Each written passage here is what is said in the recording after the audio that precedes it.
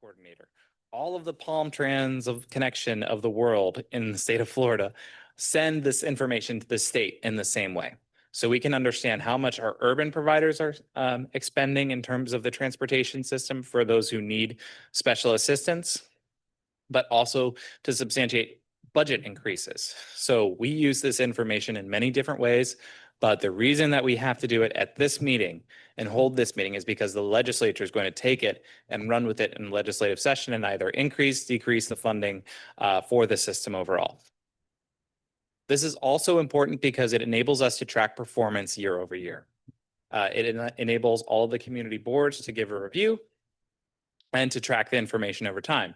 So on tracking and on reviewing, let's think about what that forum looks like and get into some of the topics. So I apologize, it is not the most friendly forum we get from the state. But I'm going to do my best to give you some of the information and the resources that I feel like is most helpful in a more digestible way. So if you read the agenda packet, you saw a bunch of numbers. I think it's an 11-page report that we get from the state. And I've tried to digest some of that into more bite-sized pieces for you all to think about. The role and responsibility before we get into those numbers for us today is to certify that this looks correct and that this is in line with our expectations of the system and to provide an overview or any commentary that we provide itself. So focus areas for today, we're going to go rides by service type. We're going to discuss passenger type and trip purpose, safety, revenue sources, and expenses. So starting by service type, what I'm providing to you on the screen is on the left column, we are going to have the type of data that we're looking at. We are reading through from monthly pass, complimentary ADA service, ambulatory service, non-ambulatory service, and transportation network companies. So that's your left column.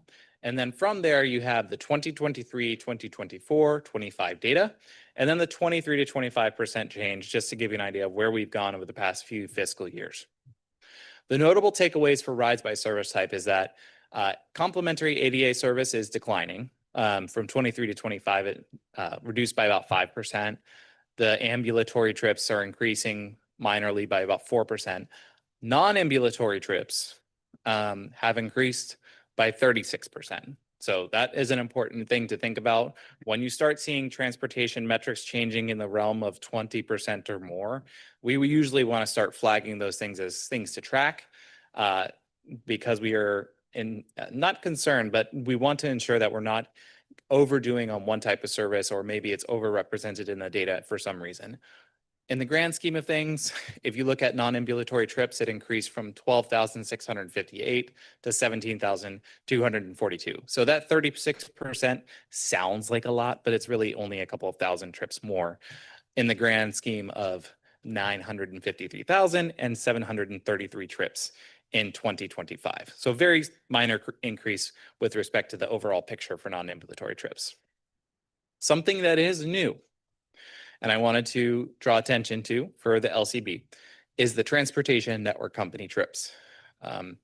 This was 228,000 trips for passengers. That is a great success when you think about it in this grand scheme of things. We overall looked at 744,000 trips in 2023, 816,000 trips in 2024, 953,000 trips in 2025. So the number of trips is increasing, but a good makeup of those trips are TNC trips, which have the potential to be less expensive than the full cutaway bus type service. So the transportation network company trips are those, we've talked about those in the past. So those are the trips being provided by like a Lyft or U-Serve type service. So those are your they're similar to like an Uber type transportation system. Next up, passenger type. So for the passenger type service, it is classified into 5 different categories: older adults, children at risk, persons with disabilities, low-income riders, and other. The biggest change standout in the passenger type obviously comes from the other category. I did flag this for Palm Trend Connection and see if we can get some insights into that growth. There might be a little bit of need for follow-up. but there's a substantial reduction in the persons with disabilities riding from 362,000 in 2023 to 326,000 in 2025. For low income, there was a jump in 2024, which maybe had a correction in the 2025 data. So that 2024 number to 2025, that dips substantially. But the reason we look at multiple years is because 2023 and 2025 are pretty consistent with one another. There wasn't a big change, but there are some standout and notable things that we do want to dive into a little bit more. So the growth category of 234,000 trips from 5,000 over 1 year is a pretty substantial jump. We want to make sure that that is accurate and that we are representing that passenger type. If we need to go in and do some additional classification for users to understand if they're low income or persons with disabilities or otherwise and not fitting into other category, we probably should. Trip purpose. This is where we see kind of higher percentages of trip purpose nature in the percent change categories. So the highest was life sustaining. We went from 140,000 in 2023 to 210,000 in 2025. That is a 50% increase in the number of trips from those 2 years. There are other additional trips of 30% or more in the education, training, and daycare and the medical trips. So this could be, kind of accustomed to seeing, the overall trip increase was about 30%. So, you kind of have to look at the trend lines and say, well, medical increased by 32%, but the overall trip increase was 28%. So it's really not that big of a jump when you put everything relative to one another.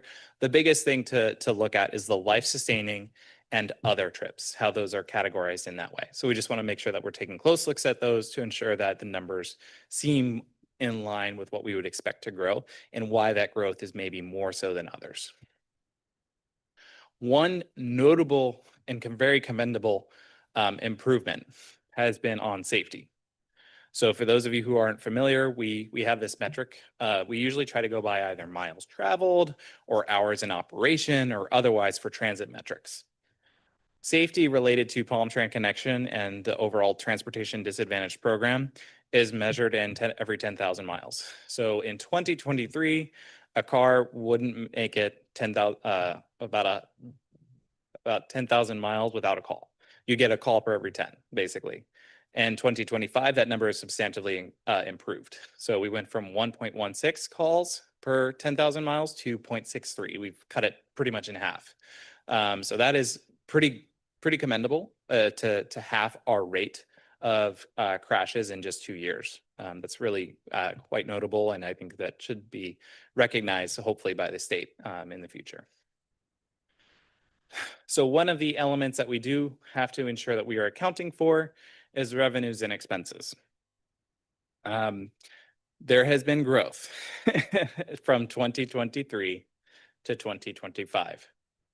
Our revenues and expenses for Palm Tran Connection totaled $47 million in 2023. They increased to $61 million in 2024. And in 2025, they increased again to $80 million. We're approaching $100 million. If we're continuing on this trajectory, we could be approaching $100 million for paratransit and transportation disadvantage costs as a county in this fiscal year. This is something where we want to ensure that, we are tracking everything as best we can. We are invoicing as best we can. But as a community, these are just our numbers. These are the costs to operate the system as we have put it into place. The cost per trip hasn't had quite as high of a rate of increase.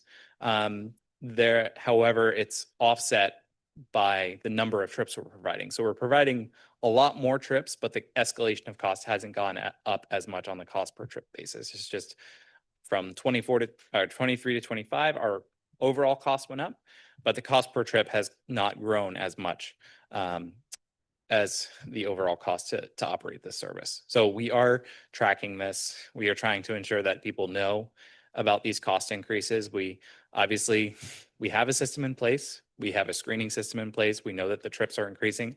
We know our population is increasing.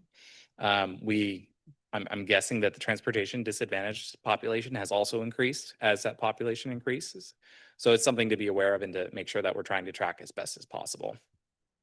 And to think about what we can do in the future.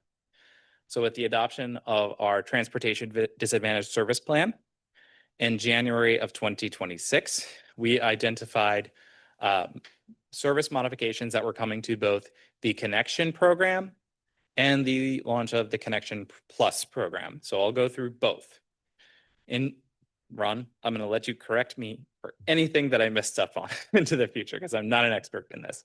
So in January 2026, users can expect the connection service to continue to operate within that 3/4 mile buffer for typical Palm Trans service. So if there is a fixed route, for example, US 1, and you live within 3/4 of a mile of that, or your trip starts or ends there, you will be eligible for Palm Trans connection for those types of trips. That's not going to change. We are making sure that we have adequate policies to address personal care attendants, minors on board, and other issues. We establish eligibility periods for permanent and acute treatment as needed. We are updating our visitor documentation process.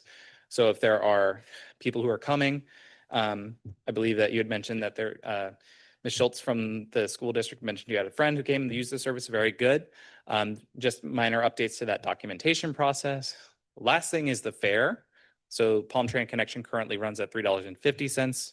That is not at what is the maximum of what is allowable for cost to operate a fare. It's going to go up to $4 instead of $3.50 per ride for door-to-door service on Palm Trans Connection.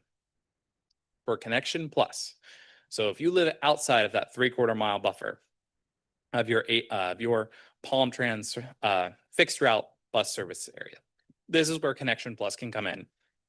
And our hope is that with a few tweaks to that system of how we have done connection in the past, will help to reduce costs. So first and foremost, we want to ensure that trips are prioritized in a structure that's consistent with the Transportation Disadvantaged Service Plan. Trips that are of medical necessity for life-sustaining purposes and others, those are the ones that we really want to ensure are the highest priority. The trips after that will receive priority after. The fare structure is going to be the same if my read of the connection service packet was correct. We will be able to negotiate pickup and drop-off time, which has been really good to look towards as a potential solution for some of the issues that have come up recently with how some schools are using connections service and not being flexible about the time. We need the ability as a transportation system provider to provide an alike service to what you would get from the fixed route system. We can't expect to have someone be picked up and dropped off on their schedule at all times. The fixed route system doesn't operate that way. So we will be able to negotiate pickup and drop off times for the Connections Plus service. Again, the overall point and purpose of moving in this direction is to try to get the connection service to be more comparable to fixed route service. The Federal Transit Administration has on numerous times opined on what ADA complementary service should be. And if we're providing users with a 30-minute door-to-door service, when it would take a fixed route transit user an hour and a half to take that same bus trip, they are not comparable. And that is likely one of the reasons why the cost has ballooned so much. So we are hopeful that in some of the January 2026 service changes, we'll be able to reflect a little bit better on how we can improve the system, how we can make the system the best for everybody that truly needs it, that has that trip prioritization in mind of making sure people have access to medical care, have access to life-sustaining care, have access to meet their daily needs as a transportation disadvantaged system user. So that's my overview. Again, I would welcome any corrections by the board, but I am requesting a motion to certify the 24-25 annual operating report and appreciate any comments or questions that you all have at this time. Thank you. Do we have any public comment, Ruth? No, Madam Chair. All right, for our board, if you guys could pop your cards up for any questions, we have Ron here. I'm sure he's going, do you want to do questions first, Ron, or do you want to speak? I did have one clarification on the Connection Plus. With the ADA paratransit, we do also negotiate pickup times. Connection Plus will offer us additional opportunity to negotiate times beyond what the ADA service allows us. Thank you. Okay, thank you. Man, I thought that it was worse. Okay, good. All right, the first card up is for our board member, Mr. Corbett. Sure, Brian, I always appreciate your report. It's always good information. You said that the crashes were down from 23 to 25 significantly. Is that because of the TNC? What do you think is If that's impacted? included in this. Ron, do you have any insights? Just into- our vendors' safety programs are more related to that than the TNC program. Okay. So it's not as related to the TNC program is what I've heard. Correct. It's more so the cutaway buses that are used by Palm Tran Connection. Yes. Okay. Question. Any other questions, cards otherwise? Yes, ma'am. I do have a question, and that is related through the chair, please, Madam Chair. And the question is for the passenger type. You did say there was a decrease with persons with disability. So I was trying to figure out why did we have the decrease with disability? Were the clients didn't have a caregiver? Do you know the real reason why we had a decrease? That is one of the things we need to do a deeper dive in, because statistically speaking, yes, it doesn't make any sense. We need to go back to our source reporting and kind of dig into why. Board Member Schultz, sorry. Board Member Schultz, sorry. So thank you for that question, actually, because I was wondering, is that a self-identified type or like how is type of passenger determined? We determine that through our eligibility process. So it should be accurate based on our eligibility. I just need to go back and find out why. Most of these are automatically generated reports, which theoretically should pulling from the same data set, but we need to find out exactly. Yeah. All right. Any other cards? Okay, yes, Ms. Williams. Oh, I'm on. You're Sorry. on, you're hot. I was wondering, maybe they were like temporary disability? Maybe it was a temporary disability? Would we be able to identify that or? no? That wouldn't be enough to create that level of change. All right. Can you tell us more about other?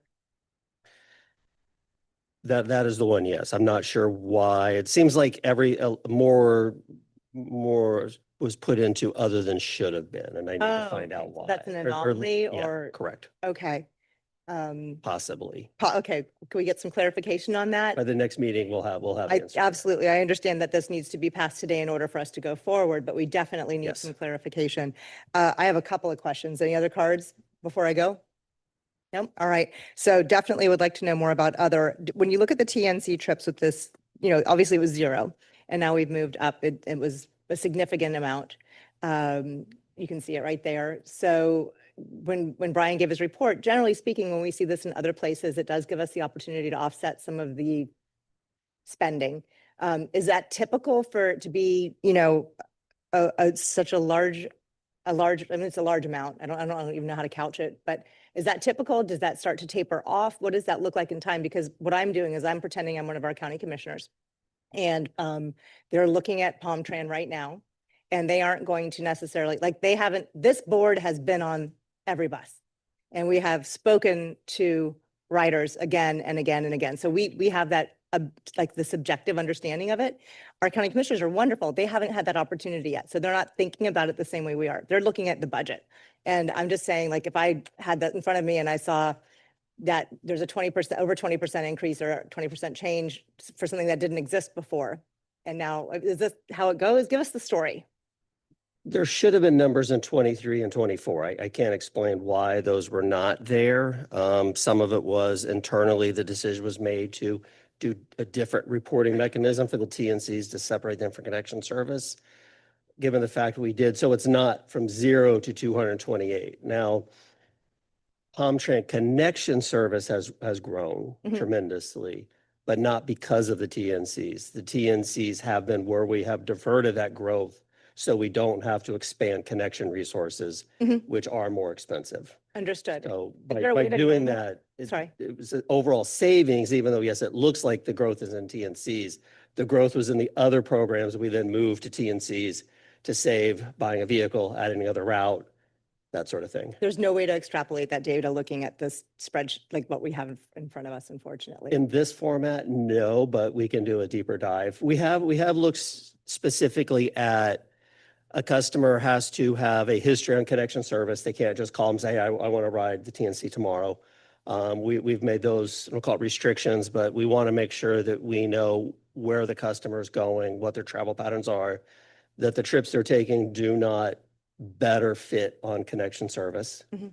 Not only in the ability of the customer, but also in the aspects that, if we can multi-load that trip better, we would rather multi-load it than send it to a TNC. Thirdly, we want to make sure that in those additional TNC trips that somebody didn't take, 10 trips a month, go on TNC and takes 30. Correct. That we really don't see. A few people take more, but overall, the ridership patterns stay the same. It's more just additional customers, and as we are able to identify customers who can better use the TNC service, those are the customers we're moving over to TNC. So we would have seen that growth on connection either way. Is there a way to normalize it so that when, for example, the commission looks at this data going forward, they don't see see what we're seeing right now, so that it can be more of a storyline as opposed to a bit of a gotcha number? Yeah, I think it would be better. I mean, it's hard to go back to our previous submissions to the TD Commission, but certainly something separate from this to kind of explain the growth over time, what we've done to mitigate the growth, how TNCs have benefited the program and that sort of thing. We've actually been in the process for quite a while of trying to complete an overall analysis of how it's helped connection. That is just not adding 228, 229, almost 1,000 trips. It's helping the program. Understood. All right. I think this is my last question, which is what we're hearing from the commission is they don't want any more empty buses, right? And so TNC is kind of meant to help offset that. Are you seeing that as something successful so far? Correct. Yes. It probably wouldn't reduce to a large extent. Our productivity has gone up with the TNCs, especially as we divert less productive trips to the TNCs, then that's going to increase our productivity numbers. Okay. All right. I have one silly question. So my real job's in finance, and we're using AI for a lot of different things now. And so is there an overlay of AI that transportation companies are now using that protects people's identity, but that could crunch these numbers and extrapolate it so that it's easier to get to? We kind of, Chat GPT, I don't know. we kind of do that internally. We can ask,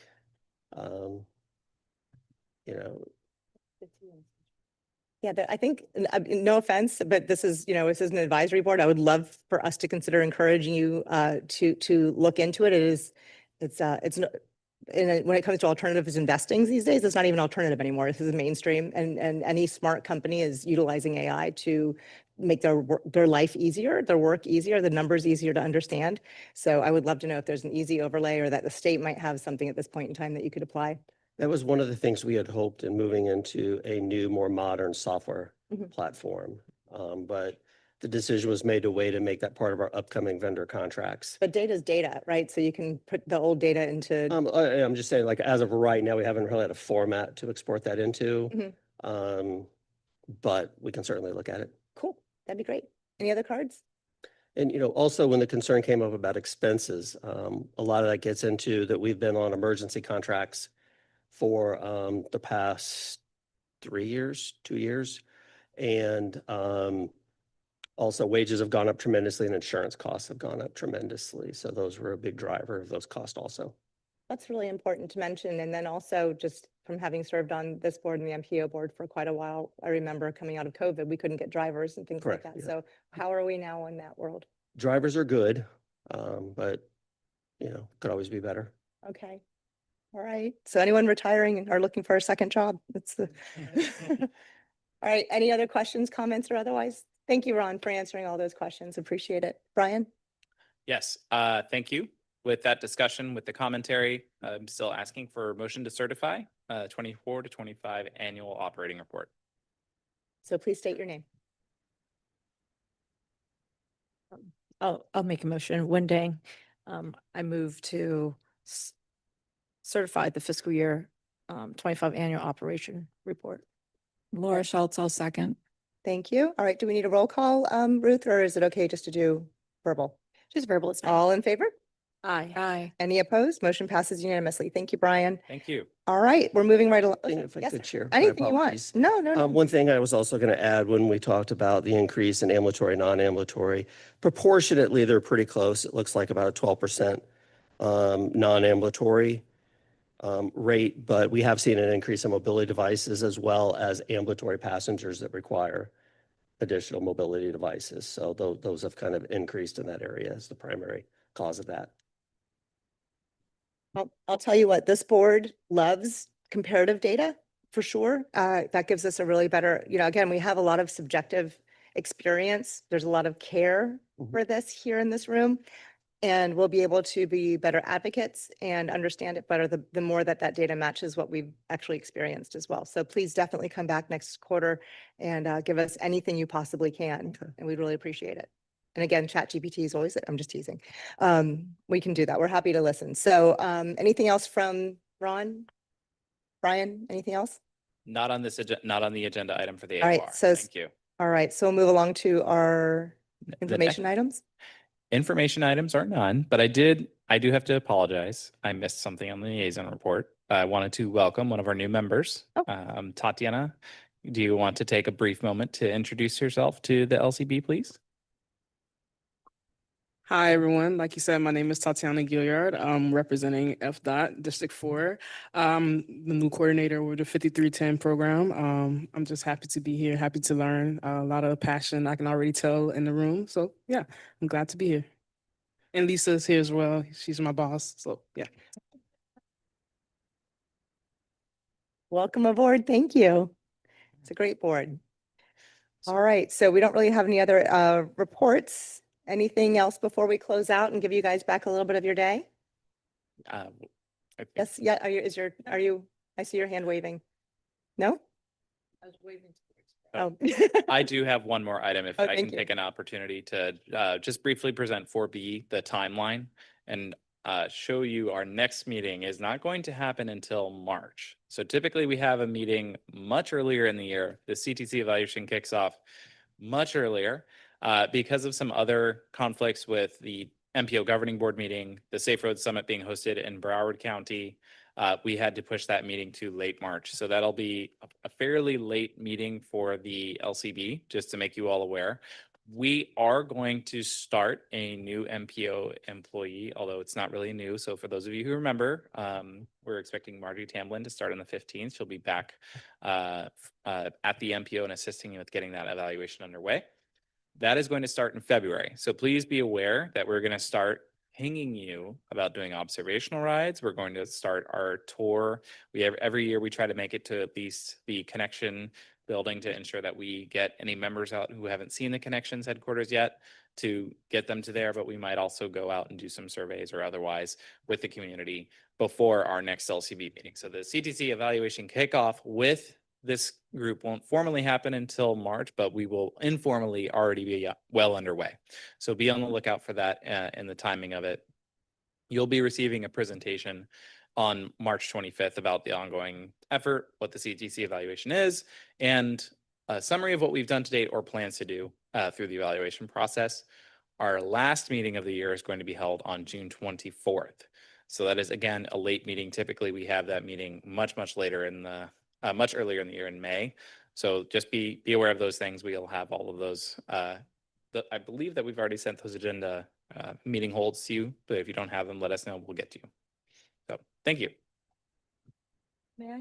Please. I have a question in reference to that because we always kick off in, I guess, with this late spring with the observation ride and the calls. Mhm. And the calls were, I would say it was definitely very tedious. Is there any way we can get a list ahead of the March meeting so we can get Yes, ahead? we're going to start? get that in February Okay. to you all. We're just going to do the presentation that formally kicks it off the Okay. evaluation. When I say formally, I mean, we're going to make sure that everyone's aware of what this evaluation is doing.